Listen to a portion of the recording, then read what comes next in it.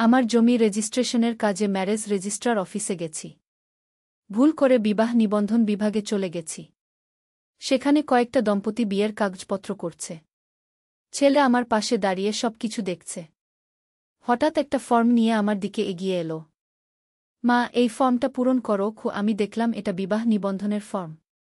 এটা কেন? সে আমার কানের কাছে মুখ নিয়ে ধীরে বলল, মা, আমি তোমাকে বিয়ে করতে চাই। আমি চমকে গেলাম। চারপাশে অনেক মানুষ। তুমি পাগল হয়ে গেছ? সে আমার হাত ধরল। না মা, আমি কোনোদিন এত স্বচ্ছ মনে কিছু ভাবিনি। আমি তার হাত ঝাড়িয়ে দিতে চাইলাম। সে আরও জোরে ধরল। মা দেখো, এখানে কতগুলো দম্পতি নতুন জীবন শুরু করছে। আমিও তোমার সাথে নতুন জীবন শুরু করতে চাই। তার চোখে অদ্ভুত দৃঢ়তা। তুমি শুধু একবার হ্যাঁ বলো, আমি এখনই সব কাগজপত্র ঠিক করে দেব। অফিসের কর্মচারী আমাদের দিকে তাকিয়ে আছে। মা, আমি তোমার জন্য অপেক্ষা করব যতক্ষণ না তুমি রাজি হওই। এই গল্পটি সম্পূর্ণ শুনলে আপনাদের পানি অটোমেটিক বের হয়ে যাবে। যত দ্রুত সম্ভব হাতের কাছে টিস্যু নিয়ে বসে পড়ো। বিছানার চাদর যেন নষ্ট না হয় সেটা সম্পূর্ণ খেয়াল রাখার অনুরোধ জানিয়ে গল্পটি এখন শুরু করব। তার আগে সর্বশেষ অনুরোধ, দয়া করে এমন পানি বের করার গল্প নিয়মিত শুনতে আমাদের চ্যানেলটি সকলেই সাবস্ক্রাইব করুন। ধন্যবাদ। হ্যালো বন্ধুরা, আমার নাম রূপালী দাস। আমার বয়স ৪৩ বছর। আমার স্বামীর নাম সুদীপ দাস, বয়স ৪৭ বছর। আমাদের ২ সন্তান, রিয়াজ আর তুহিন। রিয়াজ ২০ বছর বয়সী, বিশ্ববিদ্যালয়ে পড়ে। তুহিন ১৪ বছর বয়সী, স্কুলে যায়। সেই দিনটার কথা আজও মনে পড়লে আমার গা শিউরে ওঠে। ঠিক যেন কোনো রহস্যময় স্বপ্নে হারিয়ে গেছিলাম। রেজিস্ট্রার অফিসে গিয়েছিলাম আমার দাদার পুরনো জমির কাগজপত্র ঠিক করতে।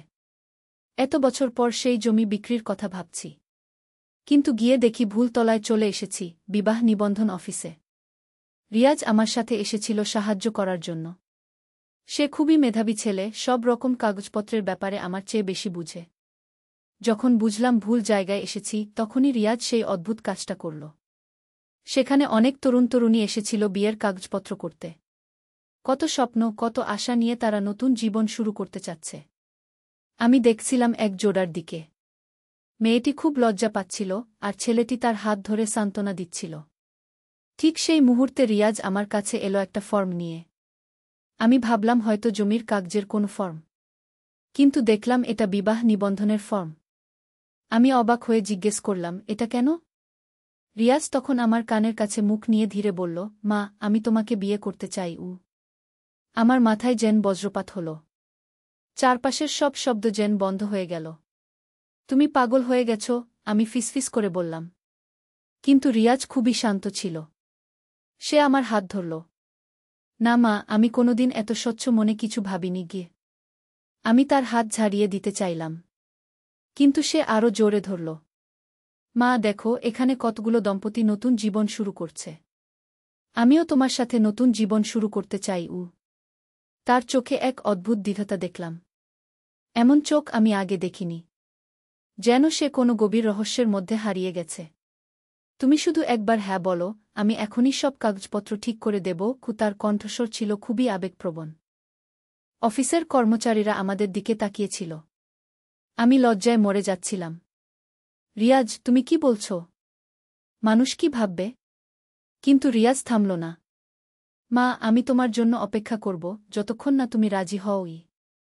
আমি তার হাত ছাড়িয়ে দ্রুত অফিস থেকে বের হয়ে গেলাম। রিয়াজও আমার পিছু পিছু এলো। বাইরে এসে আমি জিজ্ঞেস করলাম, তোর কি হয়েছে? তুই কি করে এমন কথা বলতে পারিস? রিয়াজ বলল, মা, আমি জানি এটা অদ্ভুত শোনাচ্ছে। কিন্তু আমার মনে হচ্ছে আমাদের মধ্যে একটা বিশেষ সংযোগ আছে। তুমি শুধু আমার মা নও, তুমি আমার জীবনের সবচেয়ে গুরুত্বপূর্ণ মানুষ গো। আমি ভাবলাম হয়তো সে কোনো মানসিক সমস্যায় ভুগছে। রিয়াজ, তোর বাবার সাথে কথা বলতে হবে এই ব্যাপারে। না মা, বাবাকে এখনো বলার দরকার নেই। আমি তোমাকে সময় দিচ্ছি ভাবার জন্য। কি তার কণ্ঠে একরকম অদ্ভুত আত্মবিশ্বাস। বাড়ি ফেরার পথে আমার মাথায় হাজারো চিন্তা। রিয়াজ কেন এমন কথা বলল? সে কি সত্যিই পাগল হয়ে গেছে? নাকি কোনো গোপন কারণ আছে? বাড়িতে পৌঁছে দেখি সুদীপ অফিস থেকে ফিরেছে। তুহিনও স্কুল থেকে ফিরে এসেছে। আমি স্বাভাবিক ভাব করার চেষ্টা করলাম। সুদীপ জিজ্ঞেস করল, জমির কাগজপত্র কেমন হল? আমি বললাম, আজকে আর হয়নি। আগামী সপ্তাহে আবার যেতে হবে গু। রিয়াজ কিছু বলল না। কিন্তু তার চোখে সেই অদ্ভুত ভাব। মনে হচ্ছিল সে আমাকে কিছু বোঝাতে চাইছে। রাতের খাবারের সময় রিয়াজ বলল, মা, আমি তোমার সাথে একটা গুরুত্বপূর্ণ কথা বলতে চাই। একা একা ইউ। সুদীপ জিজ্ঞেস করল, কি কথা? আমি শুনতে পারি না? রিয়াজ বলল, বাবা, এটা মা আর আমার ব্যক্তিগত বিষয়। খাবার শেষে রিয়াজ আমাকে তার রুমে ডাকল। আমি গেলাম। সে দরজা বন্ধ করে দিল। মা, আমি জানি তুমি আজকের ব্যাপারটা নিয়ে চিন্তিত। কিন্তু আমার একটা কারণ আছে গি। কি কারণ? আমি জিজ্ঞেস করলাম। মা, আমি তোমাকে একটা সত্য বলবো যা তুমি জানো না। আমাদের পরিবারে একটা বিশেষ রহস্য আছে গি। আমার গা শিউরে উঠল। কি রহস্য? মা, তুমি কি জানো দাদুর জমিতে কি লুকানো আছে? দাদুর জমির কথা শুনে আমি অবাক হলাম। সেখানে আবার কি লুকানো থাকবে? মা, সেই জমির নিচে একটা গুপ্ত ভাণ্ডার আছে। অনেক পুরনো। 1000 বছরের পুরনো। আমি হেসে ফেললাম। তুই কি সব বলছিস? কিন্তু রিয়াজ খুবই গম্ভীর। মা, আমি সত্যি বলছি। গত মাসে যখন দাদুর বাড়িতে গিয়েছিলাম তখন পুরনো তালপাতার পুঁথি পেয়েছিলাম। সেখানে লেখা আছে আমাদের পূর্বপুরুষরা সেই জমিতে অনেক ধনসম্পদ লুকিয়ে রেখেছিলেন গু। এটা সব কল্পকাহিনী গু। না মা, এটা সত্যি। এবং সেই ধনসম্পদ পেতে হলে আমাদের একটা বিশেষ আচার পালন করতে হবে গু। কি আচার? পরিবারের সবচেয়ে কাছের 2 জন মানুষকে একসাথে থাকতে হবে। এবং তাদের মধ্যে বিশেষ বন্ধন থাকতে হবে গু। আমি বুঝতে পারলাম না। মানে কি? মা, পুঁথিতে লেখা আছে যখন মা এবং ছেলের মধ্যে গভীর ভালোবাসার বন্ধন তৈরি হবে তখনই সেই গুপ্ত ধনভাণ্ডারের দরজা খুলে যাবে গু। আমার মাথা ঘুরতে লাগল। তুই কি বলতে চাইছিস? মা, আমি বুঝতে পেরেছি কেন আমার মনে এমন ভাব এসেছে। এটা কোনো সাধারণ আবেগ নয়। এটা আমাদের পূর্বপুরুষদের আশীর্বাদ। আমি দরজার দিকে এগিয়ে গেলাম। রিয়াজ, তোর মাথা খারাপ হয়ে গেছে গি। কিন্তু রিয়াজ আমার হাত ধরে থামিয়ে দিল। মা, তুমি একবার সেই পুঁথি দেখো। আমি দাদুর বাড়ি থেকে এনেছি গু। সে আলমারি থেকে একটা পুরনো তালপাতার পুঁথি বের করল। সত্যিই খুব পুরনো দেখাচ্ছিল। এটা কোথায় পেলি? দাদুর পুরনো সিন্দুকে। সেখানে আরও অনেক পুরনো জিনিস ছিল গু। আমি পুঁথিটা নিয়ে দেখলাম। সত্যিই পুরনো সংস্কৃত এবং বাংলায় লেখা। কিছু কিছু অংশ পড়তে পারলাম। এখানে লেখা আছে আমাদের পূর্বপুরুষ রাজা দেবেন্দ্র নারায়ণ দাসের কথা। তিনি মুঘল আক্রমণের সময় তার সব ধনসম্পদ এক গোপন জায়গায় লুকিয়ে রেখেছিলেন গু। রিয়াজ উত্তেজিত হয়ে বলল, দেখেছ মা? আমি সত্যি বলছিলাম গে। কিন্তু এর সাথে তোর আজকের আচরণের কি সম্পর্ক? মা, এখানে আরও লেখা আছে। সেই ধনভাণ্ডার পেতে হলে পরিবারের সবচেয়ে নিকটতম 2 জনের মধ্যে পবিত্র মিলনের আচার পালন করতে হবে গু। আমি পুঁথিটা নামিয়ে রাখলাম। রিয়াজ, এসব পুরনো কুসংস্কার গু। না মা, এটা কুসংস্কার নয়। আমি গত সপ্তাহে সেই জমিতে গিয়েছিলাম। সত্যিই একটা পুরনো কাঠামোর চিহ্ন পেয়েছি গু। কি পেয়েছিস? মা, মাটির নিচে কিছু পাথরের টুকরো এবং পুরনো ইটের অংশ। মনে হচ্ছে সত্যিই কোনো পুরনো স্থাপনা ছিল সেখানে গি। আমার কৌতূহল জাগল। তুই একা গিয়েছিলি? হ্যাঁ মা। আমি ভেবেছিলাম আগে দেখে আসি, তারপর তোমাকে বলবো গু। আর কি দেখেছিস? মা, একটা পুরনো কুজোর মতো দেখতে কিছু আছে। কিন্তু অনেক মাটি জমে গেছে। আর একটা অদ্ভুত ব্যাপার হচ্ছে সেই জায়গাটার চারপাশে কোনো ঘাস জন্মায়নি গি। এবার আমার আগ্রহ বাড়ল। সত্যি? হ্যাঁ মা। আর আরেকটা ব্যাপার। ওই জায়গায় গেলে একটা অদ্ভুত অনুভূতি হয়। মনে হয় কেউ যেন ডাকছে গু। আমি চিন্তিত হয়ে পড়লাম। তুই আর একা সেখানে যাবি না গে। মা, আমি তো তোমাকে নিয়ে যেতে চাইছি। আমরা একসাথে সেই রহস্যের সমাধান করতে পারি। কিন্তু তোর আজকের সেই প্রস্তাবের সাথে এর কি সম্পর্ক? রিয়াজ খুব বিব্রত হয়ে বলল, মা, পুঁথিতে লেখা আছে শুধুমাত্র স্বামী স্ত্রীর মর্যাদায় থাকলেই সেই গুপ্ত স্থানে প্রবেশ করা সম্ভব গু। আমি হতবাক হয়ে গেলাম। মানে তুই ভাবছিস গু? মা, আমি জানি এটা খুবই অদ্ভুত। কিন্তু এটা শুধু একটা আনুষ্ঠানিকতা। আমরা কাগজে কাগজে বিয়ে করব, সেই ধনভাণ্ডার খুঁজে বের করব, তারপর সব স্বাভাবিক করে ফেলব। এটা কোনো খেলা নয় রিয়াজ গু। মা, ভাবো তো। যদি সত্যিই কোনো ধনসম্পদ থেকে থাকে, আমাদের পরিবারের আর্থিক অবস্থা কতটা ভালো হয়ে যাবে। আমি কিছুক্ষণ চুপ করে রইলাম। সত্যিই তো, যদি কোনো সম্পদ থেকে থাকে তাহলে তুহিনের পড়াশোনা থেকে শুরু করে সব চিন্তার অবসান হয়ে যাবে। কিন্তু রিয়াজ, এটা তো সম্ভব নয় গু। মা, শুধু একবার চেষ্টা করে দেখি না? কারো কিছু বলার দরকার নেই। তোর বাবা জানলে কি বলবে? মা, বাবাকে বলার দরকার নেই। আমরা নিজেরাই সব ব্যবস্থা করব। আমি দীর্ঘশ্বাস ফেললাম। রিয়াজ, এসব ভাবনা মাথা থেকে বের কর। মা, তুমি একবার সেই জায়গাটা দেখে আসো, তারপর সিদ্ধান্ত নিও গো। পরের দিন সকালে আমার মন খুবই অস্থির ছিল। রিয়াজের কথাগুলো ভাবতে থাকলাম। সত্যিই যদি কিছু থাকে। সুদীপ অফিসে চলে গেল। তুহিনও স্কুলে গেল। রিয়াজ কলেজে যাওয়ার কথা, কিন্তু সে বলল আজ ক্লাস নেই। মা, চলো আজ সেই জমিতে যাই। আমি দ্বিধায় ছিলাম, কিন্তু কৌতূহল আমাকে তাড়িত করছিল। ঠিক আছে, চল দেখে আসি। আমরা বাস করে দাদুর পুরনো জমিতে গেলাম। সেই জমি অনেকদিন পতিত পড়ে আছে। চারপাশে জঙ্গল হয়ে গেছে। রিয়াজ আমাকে নিয়ে একটা নির্দিষ্ট জায়গায় গেল। সত্যিই সেখানে মাটির নিচ থেকে পুরনো পাথরের টুকরো এবং ইটের অংশ দেখা যাচ্ছিল। দেখেছ মা? আমি মিথ্যা বলিনি গু। আমি মাটিতে হাত দিয়ে দেখলাম। সত্যিই কিছু শক্ত জিনিস আছে মাটির নিচে। এখানে সত্যিই কিছু ছিল গু। মা, আমি বলেছিলাম না? এখন তুমি কি মনে করো? আমি চারপাশ দেখলাম। সত্যিই একটা রহস্যময় আবহাওয়া। এবং রিয়াজ যেমন বলেছিল, চারপাশে কোনো ঘাস জন্মায়নি। রিয়াজ, এই জায়গাটা আসলেই অদ্ভুত গু। মা, তুমি কি কোনো অদ্ভুত অনুভূতি পাচ্ছ? আমি মনোযোগ দিলাম। সত্যিই একটা অদ্ভুত শক্তির অনুভব করলাম। যেন কেউ আমাদের ডাকছে। রিয়াজ, আমারও অদ্ভুত লাগছে গু। মা, এবার তুমি কি বুঝতে পারছ? এখানে সত্যিই কিছু আছে গি। আমি পুঁথির কথা ভাবলাম। যদি সত্যিই কোনো উপায় থাকে। মা, আমরা একবার চেষ্টা করে দেখি না? শুধু আনুষ্ঠানিকতার জন্য। আমি অনেকক্ষণ চুপ করে থাকলাম। তারপর বললাম, রিয়াজ, এটা খুবই জটিল ব্যাপার। মা, আমি জানি। কিন্তু আমি তোমাকে কোনো অসুবিধায় ফেলব না। এটা শুধুমাত্র একটা আচার পালন। বাড়ি ফেরার পথে আমি অনেক ভাবলাম। রিয়াজের কথাগুলো আমার মাথায় ঘুরপাক খাচ্ছিল। সেদিন রাতে খুব অস্বস্তিকর পরিস্থিতির মধ্য দিয়ে গেলাম। সুদীপের সামনে স্বাভাবিক থাকার চেষ্টা করছিলাম, কিন্তু রিয়াজের কথাগুলো আমার মাথায় ঘুরছিল। পরের দিন রিয়াজ আমাকে আবার সেই পুঁথি দেখাল। এবার আরও মনোযোগ দিয়ে পড়লাম। সত্যিই সেখানে রাজা দেবেন্দ্র নারায়ণ দাসের কথা লেখা আছে। তিনি নাকি অসীম ধনসম্পদের মালিক ছিলেন। মা, এখানে আরও লেখা আছে, সেই রাজার রানী নন্দিনী দেবী তার স্বামীর সাথে মিলে এই গুপ্ত ভাণ্ডার তৈরি করেছিলেন গু। আমি পড়তে থাকলাম। সত্যিই অদ্ভুত সব কথা লেখা আছে।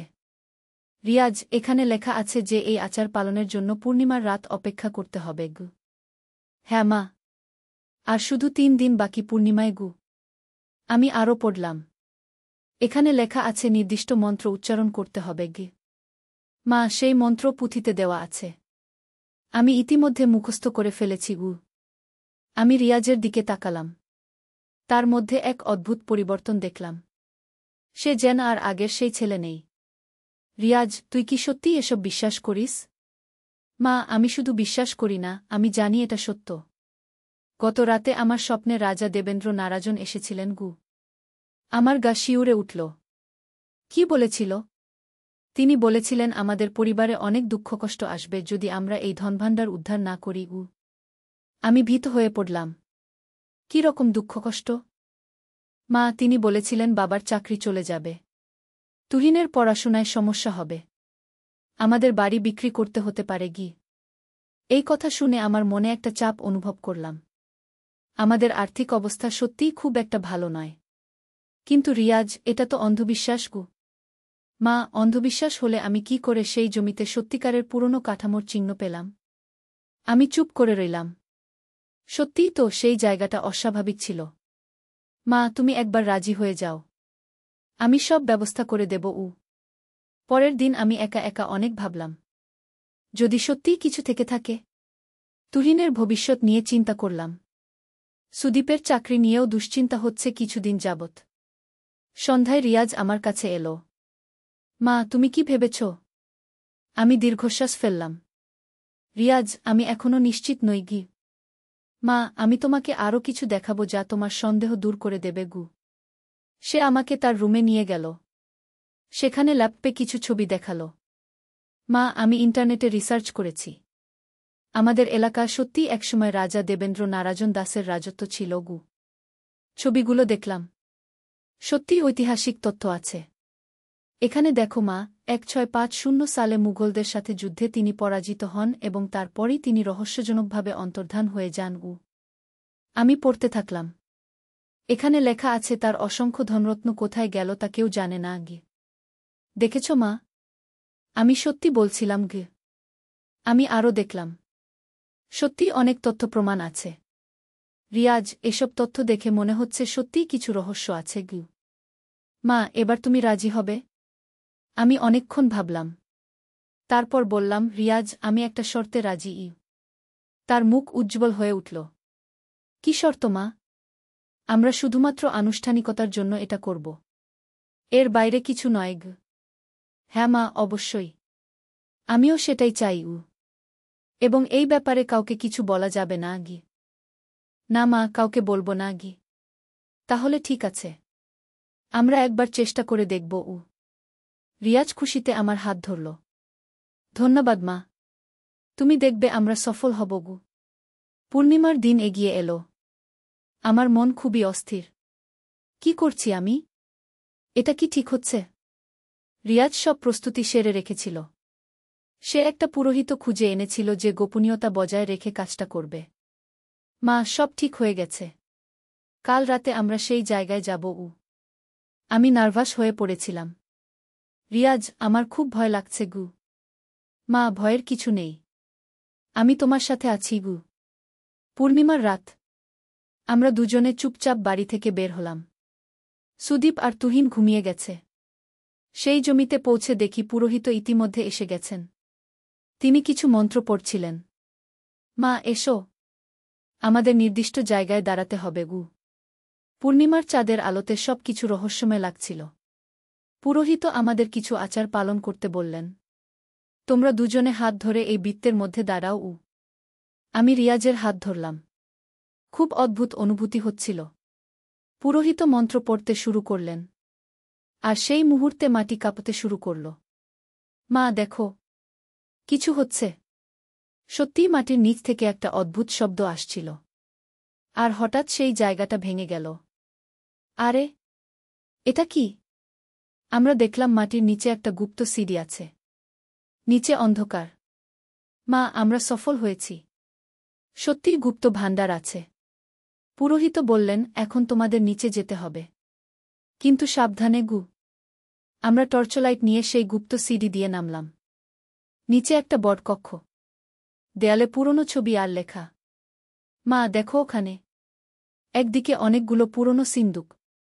আমরা একটা সিন্দুক খুললাম। সেখানে সত্যিই সোনার অলংকার, মুদ্রা আর মূল্যবান পাথর। রিয়াজ, এগুলো সত্যিকারের। মা, আমি বলেছিলাম না? আমরা সফল হয়েছি। কিন্তু হঠাৎ আমার কানে একটা আওয়াজ এলো। মনে হলো কেউ যেন বলছে, এই ধনসম্পদ নিয়ে যাও। কিন্তু মনে রেখো, এর একটা মূল্য আছে গি। আমি চমকে উঠলাম। রিয়াজ, তুই কিছু শুনতে পাচ্ছিস? কি মা? মনে হচ্ছে কেউ কথা বলছে গি। রিয়াজও কান পাতল। হ্যাঁ মা, আমিও শুনতে পাচ্ছি গু। সেই কণ্ঠস্বর আবার এলো, তোমরা যা খুঁজে পেয়েছ তা তোমাদের। কিন্তু এর জন্য তোমাদের জীবনে বড় পরিবর্তন আসবে গু। আমি ভয় পেয়ে গেলাম। রিয়াজ, চলো এখান থেকে চলে যাই। না মা, আগে সম্পদগুলো নিয়ে যাই। আমরা যত সম্পদ নিয়ে যেতে পারি নিয়ে উপরে উঠলাম। পুরোহিত আমাদের দেখে খুশি হলেন। তোমরা সফল হয়েছ। কিন্তু এখন তোমাদের সাবধানে থাকতে হবে গি। কেন? আমি জিজ্ঞেস করলাম। এই ধনসম্পদের সাথে একটা সাপ জড়িয়ে আছে। তোমরা যদি এর সঠিক ব্যবহার না করো তাহলে বিপদে পড়বে গু। বাড়ি ফিরে আমরা সম্পদগুলো লুকিয়ে রাখলাম। কিন্তু আমার মন অশান্ত। পরের দিন থেকে আমাদের জীবনে অদ্ভুত পরিবর্তন শুরু হল। প্রথমে ভালো পরিবর্তন। সুদীপের অফিসে প্রমোশন হল। তুহিনের পরীক্ষার ফলাফল খুব ভালো হল। কিন্তু কিছুদিন পর সমস্যা শুরু হল। রিয়াজ আমার প্রতি অতিরিক্ত আসক্ত হয়ে পড়ল। মা, আমার মনে হচ্ছে আমাদের মধ্যকার বন্ধন আরও গভীর করা উচিত। আমি চমকে উঠলাম। রিয়াজ, আমরা তো শুধু আনুষ্ঠানিকতার জন্য ওটা করেছিলাম গে। না মা, আমার মনে হচ্ছে এটা আমাদের নিয়তি গু। আমি বুঝতে পারলাম পুরোহিতের কথা সত্যি। এই ধনসম্পদের সাথে কোনো অভিশাপ জড়িয়ে আছে। দিন দিন রিয়াজের আচরণ আরও অদ্ভুত হতে থাকল। সে আমাকে স্বাভাবিক মায়ের চেয়ে ভিন্নভাবে দেখতে শুরু করল। একদিন সুদীপ জিজ্ঞেস করল, রূপালী, রিয়াজের কি হয়েছে? সে খুব অদ্ভুত আচরণ করছে গু। আমি কি বলবো? সত্যি বলতে পারি না তো। হয়তো পড়াশোনার চাপ। কিন্তু আমি জানতাম এর আসল কারণ। সেই গুপ্ত আচারের ফলেই এমন হচ্ছে। এক রাতে রিয়াজ আমার রুমে এলো। মা, আমাদের আবার সেই জায়গায় যেতে হবে গু। কেন? আমার স্বপ্নে রাজা দেবেন্দ্র নারাজন এসে বলেছেন আমাদের আচার সম্পূর্ণ হয়নি গি। আমি ভয় পেয়ে গেলাম। রিয়াজ, আমরা আর সেসব করব না গি। মা, আমাদের করতেই হবে। নয়তো যে সম্পদ পেয়েছি সব হারিয়ে যাবে গু। আমি দৃঢ়ভাবে বললাম, না, আমি আর যাব না গি। রিয়াজ রেগে গেল। মা, তুমি যদি না যাও তাহলে আমি বাবাকে সব বলে দেব গু। এটা শুনে আমি হতভম্ব হয়ে গেলাম। তুই কি বলছিস? মা, আমার কোনো উপায় নেই। রাজার আত্মা আমাকে শান্তি দিচ্ছে না গি। পরের দিন আমি একটা সিদ্ধান্ত নিলাম। আমি সেই পুরোহিতের সাথে দেখা করব। পুরোহিতের বাড়িতে গিয়ে সব খুলে বললাম। আপনি ঠিকই বলেছিলেন। এই ধনসম্পদের সাথে অভিশাপ জড়িয়ে আছে গু। পুরোহিত বললেন, আমি জানতাম এমন হবে। এখন তোমাদের একটাই উপায় গু। কি উপায়? সেই ধনসম্পদ ফিরিয়ে দিতে হবে। আর একটি বিশেষ পূজার মাধ্যমে এই অভিশাপ থেকে মুক্তি পেতে হবে গু। আমি আশার আলো দেখলাম। কি করতে হবে? পরের অমাবস্যার রাতে তোমাদের সেই জায়গায় গিয়ে সব সম্পদ ফিরিয়ে দিতে হবে। আর আমি একটি মুক্তির মন্ত্র পড়ব গু। বাড়ি ফিরে রিয়াজকে সব বললাম। কিন্তু সে রাজি হল না। মা, আমি এই সম্পদ ছেড়ে দেব না গে। রিয়াজ, দেখতে পাচ্ছিস না তোর কি অবস্থা হয়েছে? আমার কোনো সমস্যা নেই। আমি ভালো আছি। আমি বুঝলাম রিয়াজ সেই অভিশাপের প্রভাবে পড়ে গেছে। তার আর স্বাভাবিক চিন্তাভাবনা নেই। অমাবস্যার রাত এগিয়ে এলো। আমি চুপচাপ সব সম্পদ নিয়ে সেই জায়গায় গেলাম। পুরোহিত আগে থেকেই সেখানে ছিলেন। রিয়াজ কোথায়? তিনি জিজ্ঞেস করলেন। সে আসতে রাজি হয়নি গু। তাহলে সমস্যা? তোমরা দুজনে মিলেই এই আচার করেছিলে। দুজনে মিলেই ভাঙতে হবে গু। ঠিক সেই মুহূর্তে রিয়াজ এসে হাজির। কিন্তু তার চোখে মুখে রাগ। মা, তুমি আমাকে না বলে এখানে এসেছ? রিয়াজ, আমাদের এই অভিশাপ থেকে মুক্তি পেতে হবে গি। আমি কোনো অভিশাপে বিশ্বাস করি না গি। পুরোহিত বললেন, বেটা, তুমি যা ভাবছ সেটা তোমার নিজের চিন্তা নয়। এটা সেই রাজার আত্মার প্রভাব গু। রিয়াজ হেসে উঠল। আপনি কি বলছেন? আমি পুরো স্বাভাবিক গু। কিন্তু পুরোহিত জোর করে তাকে সেই বৃত্তের মধ্যে নিয়ে এলেন। আর মন্ত্র পড়তে শুরু করলেন। হঠাৎ রিয়াজ চিৎকার করে উঠল। আউ! কি হচ্ছে আমার? তার শরীর কাঁপতে শুরু করল। মনে হচ্ছিল কোনো অদৃশ্য শক্তি তার থেকে বের হয়ে যাচ্ছে। পুরোহিত জোরে মন্ত্র পড়তে থাকলেন। আর আমি সব সম্পদ সেই গুপ্ত কক্ষে ফিরিয়ে দিলাম। কিছুক্ষণ পর সব শান্ত হয়ে গেল। রিয়াজ মাটিতে পড়ে গেল। রিয়াজ, আমি দৌড়ে তার কাছে গেলাম। সে চোখ খুলে আমার দিকে তাকাল। মা, আমি এখানে কি করছি? আমি বুঝলাম সে স্বাভাবিক হয়ে গেছে। তুই কিছু মনে করতে পারছিস? মা, আমার মনে হচ্ছে আমি অনেক দিন যাবৎ কোনো স্বপ্ন দেখছিলাম গো। পুরোহিত বললেন, এখন তোমরা মুক্ত। কিন্তু এই জায়গায় আর কখনো আসবে না গি। বাড়ি ফিরে আমরা স্বাভাবিক জীবন শুরু করলাম। রিয়াজ আগের মতোই হয়ে গেল। আমার প্রতি তার আচরণ সম্পূর্ণ স্বাভাবিক। সুদীপ একদিন জিজ্ঞেস করল, রূপালী, রিয়াজ অনেক ভালো হয়ে গেছে। আগে কেমন অদ্ভুত ব্যবহার করছিল ও। আমি শুধু হাসলাম। সত্যি বলতে পারি না যে আমরা কি ভয়ানক অভিজ্ঞতার মধ্য দিয়ে গিয়েছি। কিছুদিন পর সেই জমি বিক্রি করে দিলাম। আর কখনো সেই রহস্যময় জায়গায় যাইনি। রিয়াজ একদিন আমাকে জিজ্ঞেস করল, মা, আমার মনে হচ্ছে আমি অনেক অদ্ভুত স্বপ্ন দেখেছিলাম। তুমি কি কিছু জানো? আমি বললাম, না বেটা, তোর হয়তো পড়াশোনার চাপ ছিল। আজও মাঝে মাঝে সেই রাতের কথা মনে পড়ে। কি ভয়ানক অভিজ্ঞতা! কিন্তু শেষ পর্যন্ত আমরা সেই অভিশাপ থেকে মুক্তি পেয়েছি। রিয়াজ এখন তার পড়াশোনায় মন দিয়েছে। একটা ভালো মেয়ের সাথে তার সম্পর্ক হয়েছে। শীঘ্রই তার বিয়ে হবে। আমি আর কখনো কোনো রহস্যময় জিনিসের পিছনে যাব না। সেই অভিজ্ঞতা থেকে শিখেছি যে কিছু কিছু রহস্য অজানা রাখাই ভালো। তুহিনও এখন বড় হয়েছে। সে আমাদের সেই সময়কার অদ্ভুত আচরণ নিয়ে মাঝে মাঝে প্রশ্ন করে। কিন্তু আমি সবসময় এড়িয়ে যাই। সুদীপ কখনো জানতে পারেনি আমরা কি করেছিলাম। এটাই ভালো। কিছু কিছু সত্য পরিবারের সবার জানার দরকার নেই। আজ যখন এই গল্প বলছি তখনও আমার গা শিউরে ওঠে। কিন্তু একটা স্বস্তি আছে যে আমরা শেষ পর্যন্ত সেই অভিশাপ